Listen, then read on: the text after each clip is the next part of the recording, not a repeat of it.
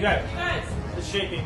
Dad! It's shaking. Wait, Dad, what do we do? A 6.2 magnitude earthquake was recorded off the coast of Northern California early Monday afternoon, the U.S. Geological Survey said.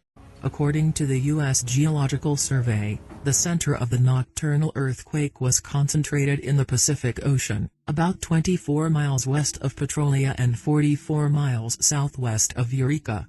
Numerous aftershocks up to magnitude 4 are still afflicting the region, according to government officials.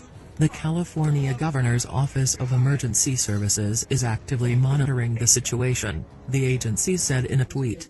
According to preliminary estimates, the magnitude of the earthquake was 5.8 points, but the Geological Survey soon cleared up and increased to 6.2. The quake was felt throughout the northern part of the state and south, as far as the Bay Area. The seismic network along the coast recorded moderate to severe tremors. The earthquake was felt even in San Francisco, about 250 miles from Petrolia. A tsunami is not expected. No warning has been received.